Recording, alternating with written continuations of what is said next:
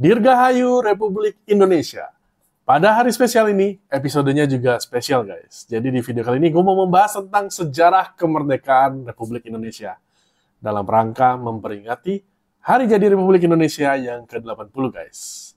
Halo semuanya, nama gue Westin dan selamat datang di channel West Inside.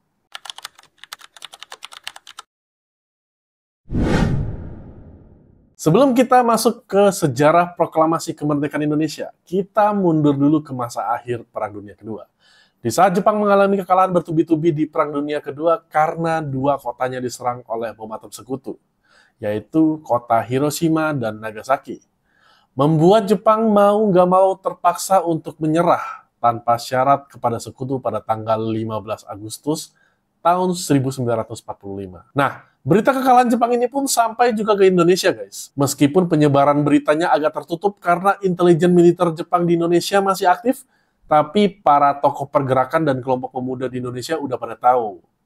Jepang udah kalah, dan ini momen yang sangat penting dan tidak boleh untuk dilewatkan, pikir mereka. Kenapa penting? Karena waktu Jepang menyerah, posisi mereka sebagai penguasa militer di Indonesia itu otomatis melemah.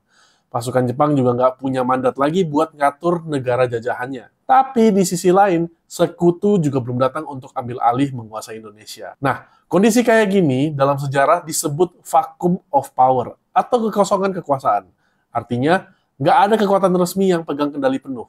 Dan inilah celah yang akhirnya jadi kesempatan emas buat bangsa Indonesia memproklamasikan kemerdekaannya. Tapi ya, meskipun situasinya kelihatan ideal banget buat deklarasi kemerdekaan, ternyata di dalam tubuh pergerakan nasional sendiri terjadi perbedaan pandangan, guys. Jadi, yang pertama tuh ada golongan tua, dipimpin sama tokoh-tokoh senior seperti Soekarno, Muhammad Hatta, dan Ahmad Subarjo. Mereka ini langkahnya lebih hati-hati. Strateginya tuh gayanya diplomatis dan mereka tuh pengen tetap lewat jalur PPKI atau Panitia Persiapan Kemerdekaan Indonesia. Organisasi yang dibentuk oleh Jepang untuk mempersiapkan kemerdekaan Indonesia, guys. Jadi mereka tuh mau Indonesia merdeka atas izin Jepang. Intinya jalur yang lebih legal gitu loh. Walaupun mereka tahu kalau Jepang tuh sebenarnya sudah nggak ada mandat lagi di Indonesia. Jadi mereka tuh lebih ke main aman aja. Takutnya ke depannya tuh biar nggak ada pertumpahan darah lagi, biar nggak ada perlawanan lagi, mereka bisa merdeka dengan damai gitu. Nah, sementara itu, di sisi lain itu ada golongan muda. Isinya tokoh-tokoh pemuda seperti Sukarni, Wikana, Khairul Saleh, Sultan Syahrir, ada Malik, DM Diah, dan teman-temannya. Mereka ini udah geram banget melihat bangsa Indonesia dijajah terus-menerus. Saat mereka lihat Jepang udah kalah, mereka langsung bertindak dan memprakarsai kemerdekaan Indonesia karena Indonesia punya peluang buat merdeka karena situasi Jepang yang kalah dari Perang Dunia Kedua itu. Jadi dari situ ada perbedaan pandangan antar golongan muda dan tua nih. Golongan muda ngerasa kalau golongan tua itu terlalu lunak, terlalu konservatif, terlalu lambat. Jadi mereka tuh khawatir kalau Soekarno dan Hatta bakal nunggu persetujuan dari Jepang lewat jalur PPKI. Itu bisa bikin kesan seolah-olah kemerdekaan Indonesia itu diberikan oleh Jepang, bukan dari hasil perjuangan rakyat Indonesia itu sendiri. Golongan muda tuh nggak mau seperti itu. Makanya muncullah semacam ketegangan politik. Para pemuda mulai nyusun rencana agar proklamasi dilakukan secepat mungkin, tanpa melibatkan Jepang, dan atas nama rakyat Indonesia sendiri. Perdebatan pun tidak kunjung menemukan titik tengah antar dua golongan tersebut. Pada tanggal 16 Agustus pagi, Bung Karno dan Bung Hatta tiba-tiba diculik ke daerah Rengas Dengklok, sebuah kota kecil di Kerawang. Yang nyulik mereka ini golongan muda, dan tujuannya supaya mereka nggak terpengaruh lebih banyak oleh Jepang. Karena kan tujuan mereka awalnya mau memerdekakan Indonesia, tapi kudu izin Jepang dulu kan. Nah, mereka nggak mau tuh seperti itu yang muda-muda. Jadi mereka mengamankan Soekarno-Hatta supaya lebih aman dan lebih terpantau juga. Akhirnya, siang menjelang sore, datanglah Ahmad Subarjo dari golongan tua. Ahmad Subarjo datang ke Rengas Dengklok dan menjenguk Soekarno dan Hatta. Ia datang dan sekalian negosiasi dengan para pemuda dan yakinin mereka supaya bisa ngebawa Bung Karno dan Bung Hatta kembali ke Jakarta. Sebagai gantinya, Ahmad Subarjo berjanji kepada golongan muda bahwa proklamasi pasti akan dilakukan keesokan hari tanggal 17 Agustus tahun 1945 dan tanpa keterlibatan PPKI atau Jepang. Nah, pada tanggal 16 Agustus menjelang tengah malam, mereka pun akhirnya kembali ke Jakarta, menuju ke sebuah rumah yang sekarang menjadi saksi sejarah paling penting. Rumah itu adalah kediaman dari Laksamana Tadashi Maeda, seorang perwira Angkatan Laut Jepang yang uniknya justru memberikan jaminan keamanan bagi Soekarno dan Hatta untuk menyusun teks proklamasi. Rumahnya terletak di Jalan Imam Bonjol nomor 1 Jakarta. Dan pada masa sekarang, rumah dari Tadashi Maeda sudah menjadi museum perumusan naskah proklamasi. Di ruang tamu rumah Maeda yang tenang itu, 3 tokoh kunci duduk berdiskusi. Soekarno, Muhammad Hatta, dan Ahmad Subarjo. Suasananya serius tapi juga penuh semangat. Akhirnya mereka pun merumuskan teks yang kita kenal sekarang. Kami, bangsa Indonesia, dengan ini menyatakan kemerdekaan Indonesia, hal-hal yang mengenai pemindahan kekuasaan dan lain-lain diselenggarakan dengan cara seksama dan dalam tempo yang sesingkat-singkat. Selain dari golongan tua, tokoh-tokoh dari golongan muda juga mengambil peranan penting dalam mendukung persiapan kemerdekaan Indonesia. Jadi yang pertama itu ada yang namanya Sayuti Melik. Kalian pasti sudah tahu lah, sering dibahas di pelajaran sejarah. Dia adalah tokoh yang mengetik teks proklamasi dari hasil tulisan tangan Soekarno. Sayuti Melik juga sedikit mengubah bagian redaksional. Misalnya, mengganti kata wakil-wakil bangsa Indonesia menjadi atas nama bangsa Indonesia. Supaya lebih tegas bahwa proklamasi ini bukan cuma suara sekelompok elit, tapi dari seluruh rakyat Indonesia. Lalu, ada Burhanuddin Muhammadiyah, wartawan muda pada saat itu, dan dia tanpa sengaja menyimpan versi tulisan tangan dari Soekarno. Awalnya, setelah naskah selesai diketik, naskah asli tulisan tangan Soekarno dibuang ke tong sampah, guys. Tapi dipungut kembali sama BM Diah, dan naskah asli ini sempat hilang selama puluhan tahun sebelum akhirnya ditemukan kembali pada tahun 1992. Di antara tumpukan dokumen tua di rumah BM Diah sendiri, itu teks proklamasi itu nyaris banget jadi harta karun ya guys ya. Oke, jam menunjukkan lewat tengah malam, dan setelah diskusi dan koreksi selesai, Soekarno-Hatta menandatangani naskah dengan kalimat penutup. Jakarta, 18 Agustus tahun 05, atas nama bangsa Indonesia, Soekarno-Hatta. Nah, kenapa tahun 05? Karena tahun 05 itu maksudnya adalah tahun 2605 menurut kalender Jepang. Karena pada masa itu Jepang masih mengharuskan penanggalan pakai kalender Jepang gitu. Lalu setelah naskah proklamasi rampung dibuat, besok paginya pada tanggal 17 Agustus tahun 1945 menjadi momen yang sangat bersejarah buat bangsa Indonesia. Sekitar jam 10 pagi waktu Indonesia Barat diadakan pembacaan teks proklamasi di depan rumah Soekarno yang berada di Jalan Pegangsaan Timur nomor 56 Jakarta. Soekarno yang pagi itu katanya sempat demam karena terkena malaria, tetap berdiri tegak di beranda rumahnya, didampingi oleh Bung Hatta di sebelahnya.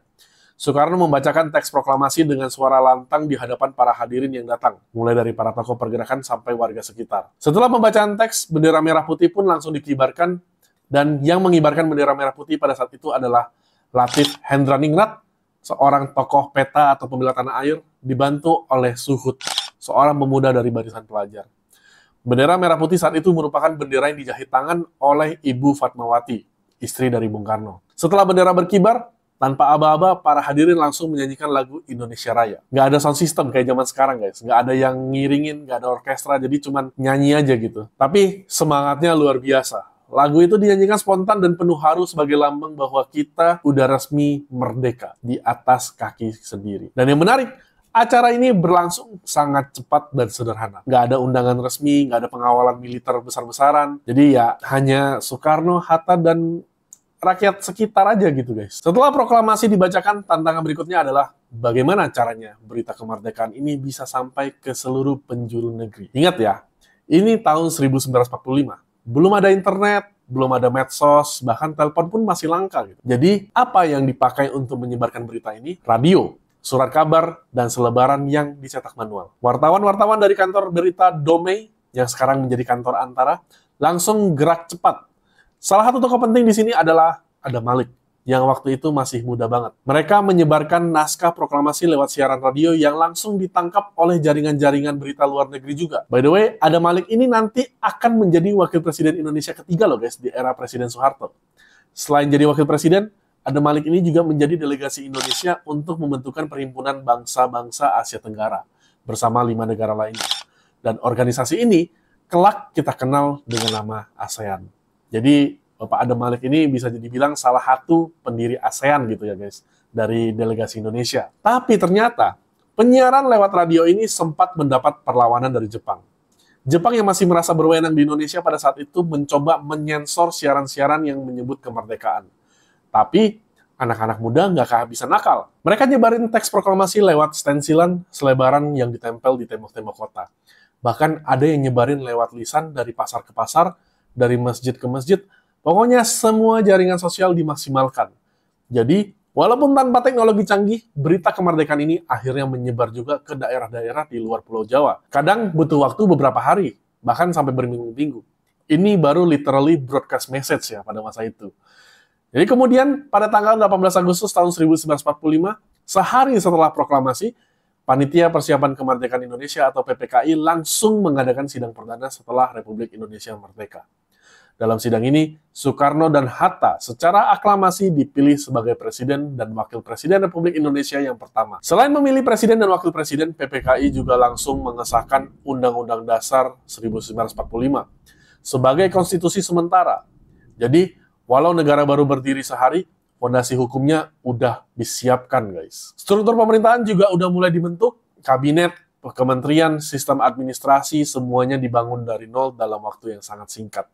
Bahkan, Soekarno-Hatta sudah mulai bekerja langsung tanpa banyak seremonial. Karena pada saat itu situasi masih belum stabil. Jepang belum sepenuhnya menyerah, dan sekutu belum datang ke Indonesia. Dan rakyat masih banyak yang bingung. Ini sebenarnya udah merdeka apa belum sih? Lalu ada sedikit fun fact juga pada tanggal 18 Agustus ini.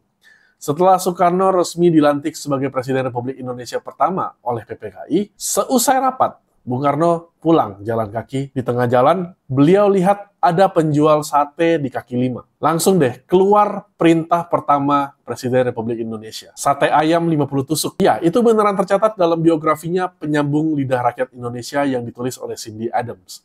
Sate itu dimakan bareng-bareng. Karena tidak ada kursi, Bung Karno pun makan jongkok di pinggir got bersama dengan rekan pejabat lainnya. Meskipun proklamasi kemerdekaan Indonesia dibacakan pada tanggal 17 Agustus tahun 1945, Jepang yang secara resmi masih menjadi penguasa militer di Indonesia sampai sekutu datang, tidak mengakui proklamasi tersebut, dan dalam perjanjian penyerahannya kepada sekutu, Jepang berkewajiban menjaga status quo. Artinya, mereka harus memastikan bahwa tidak ada kekacauan politik atau perubahan kekuasaan sebelum pasukan sekutu tiba. Ini menyebabkan banyak ketegangan. Di satu sisi, rakyat Indonesia menganggap Jepang sudah kalah dan waktunya kita ambil alih kekuasaan. Jadi, setengah-setengah lah Jepang ini, guys. Masih udah kalah, tapi mereka harus jaga ketertiban sampai tongkat estafet pemerintahan Indonesia itu dialihkan ke sekutu, karena sekutu yang menang perang gitu kan. Sementara itu, sekutu belum langsung datang, karena mereka masih sibuk ngatur logistik pasca Perang Dunia Kedua. Barulah, pada akhir September tahun 1945, pasukan sekutu mulai mendarat di Indonesia.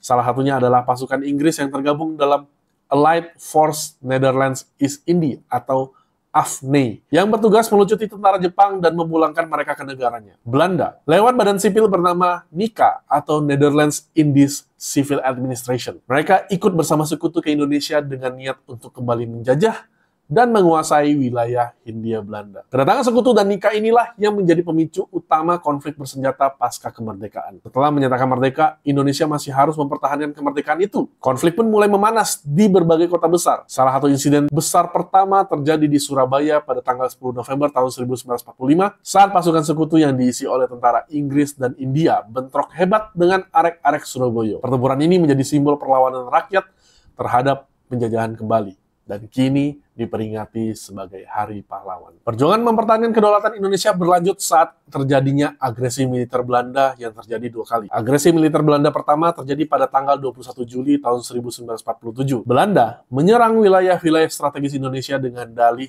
aksi polisi untuk mengamankan wilayah mereka.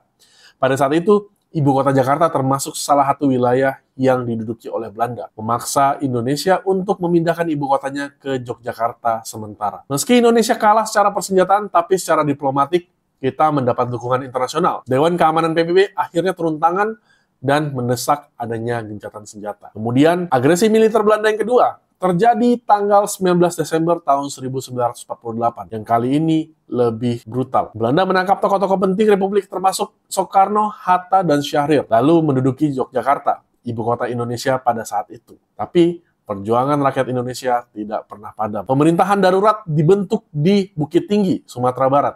dan TNI pun terus melakukan perlawanan lewat gerilya. Perjuangan bangsa Indonesia mempertahankan kemerdekaan lewat fisik maupun diplomasi pun terus berlangsung. Sebenarnya masih banyak banget perjuangan kita dalam mempertahankan kemerdekaan, guys. Seperti Palagan Ambarawa, Bandung Lautan Api, Puputan Margarana, Pertempuran Medan Area, dan masih banyak lagi, guys. Tujuannya hanya satu, memastikan kedaulatan Republik Indonesia tetap utuh.